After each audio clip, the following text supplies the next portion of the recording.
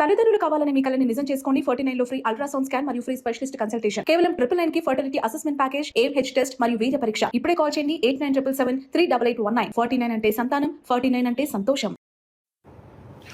ఓం నమో వెంకటేశాయ. 2026 అంటే ఈ సంవత్సరము మే 25వ తేదీ నుండి తమిళ సాంప్రదాయం ప్రకారము జూన్ 2వ తేదీ అంటే వచ్చిన 2వ తేదీ మన సాంప్రదాయం ప్రకారము గురు మార్పు, గురు పైచి అనేది కనిపిస్తూ ఉంది. మనకు మిథున రాశి నుండి కర్కాటక రాశిలోకి ప్రవేశము మరియు సెప్టెంబర్లో కర్కాటక రాశి నుండి సింహరాశి ప్రవేశం అనేటువంటిది కనిపిస్తూ ఉంది.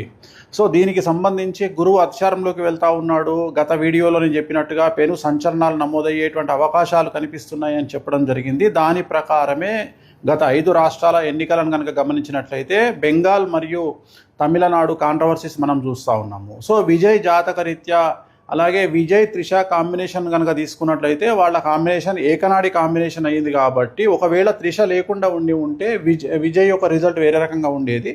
బట్ విజయ్ జాతకరీత్యా కనుక గమనించినట్లయితే తమిళనాడు రాష్ట్ర జాతకరీత్యా గమనించినట్లయితే ఒకవేళ విజయ్ సీఎం అయినప్పటికీ కూడా ఖచ్చితంగా తమిళనాడులో మళ్ళీ ఎలక్షన్లు వచ్చేటువంటి అవకాశాలు 100కి 1000% కనిపిస్తూ ఉన్నాయి.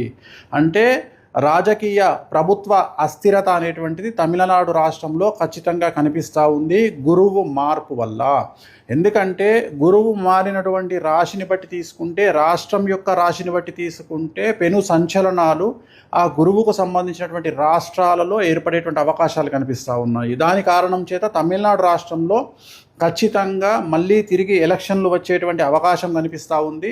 అది ఇంకొక సంవత్సరం తర్వాత అవ్వచ్చు, లేదా 6 నెలల్లో అవ్వచ్చు, లేదా నెల తర్వాత అవ్వచ్చు. కానీ ఖచ్చితంగా మళ్ళీ ఎన్నికలు తమిళనాడు రాష్ట్రంలో జరిగేటువంటి అవకాశాలు 100కి 1000% కనిపిస్తూ ఉన్నాయి. ఇది ఫస్ట్ ప్రయారిటీ.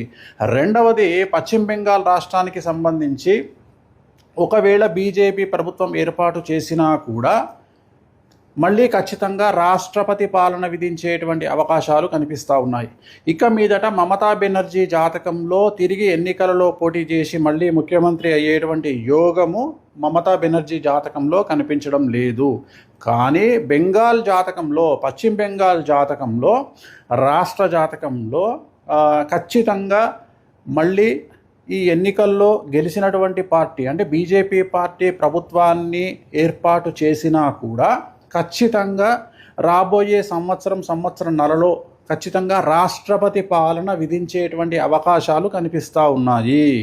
కారణము బెంగాల్ రాష్ట్రానికి సంబంధించినటువంటి పశ్చిమ బెంగాల్ రాష్ట్రానికి సంబంధించిన జాతకం పరంగా రాబోయే సంవత్సరంన్నర పాటు మమతా బెనర్జీ జాతకంలో 2027 సెప్టెంబర్ వరకు అష్టమ శని నడుస్తూ ఉంది.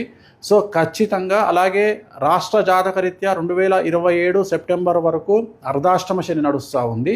కాబట్టి పశ్చిమ బెంగాల్ రాష్ట్రంలో చాలా తీవ్రమైనటువంటి తీవ్రవాద ఉగ్రవాద చర్యలు అలాగే మత కల్లోలాలు జరిగేటువంటి అవకాశాలు కనిపిస్తూ ఉన్నాయి. దాని కారణం చేత కర్ఫ్యూ విధించడము, అలాగే బందులు జరగడము, అలాగే రోడ్ల మీద హింస చెలరేగడము, రాష్ట్రపతి పాలన వరకు సిచ్యువేషన్ వెళ్ళేటువంటి అవకాశాలు ప్రస్ఫుటంగా కనిపిస్తూ ఉన్నాయి. ఇవి 2 రాష్ట్రాలకు సంబంధించి. అలాగే ఇతరత్రా కనుక తీసుకున్నట్లయితే మనకు పూర్తిగా భారతదేశం కనుక తీసుకున్నట్లయితే ఈశాన్య రాష్ట్రాలకు లేదా తూర్పు ఈశాన్య రాష్ట్రాలకు సంబంధించి తీవ్రవాద చర్యలు ఉండేటువంటి అవకాశాలు ఉన్నాయి. అలాగే ఢిల్లీ కేంద్రంగా తీవ్రవాద చర్యలు ఉండేటువంటి అవకాశాలు ఉన్నాయి. ఇవన్నీ కూడా జూన్, జూలై, ఆగస్టు, సెప్టెంబర్ ఈ 4 నెలల్లో సంచలనాలు జరిగేటువంటి అవకాశం ఉంది. అలాగే విమాన ప్రమాదాలు జరిగేటువంటి అవకాశం ఉంది. నేను మాట్లాడేది June, July, August, September 2026 June, July, August, September సమయంలో భారతదేశంలో తూర్పు ఈశాన్య రాష్ట్రాలలో భూకంపం వచ్చేటువంటి అవకాశం ఉంది. తీవ్రవాద చర్యలు జరిగే అవకాశం ఉంది. అలాగే విమాన ప్రమాదాలు జరిగే అవకాశం ఉంది. అలాగే చాలా ఎక్కువగా జనసాంద్రత కలిగినటువంటి ప్రాంతాల్లో తీవ్రవాద చర్యలు జరిగేటువంటి అవకాశాలు కనిపిస్తూ ఉన్నాయి.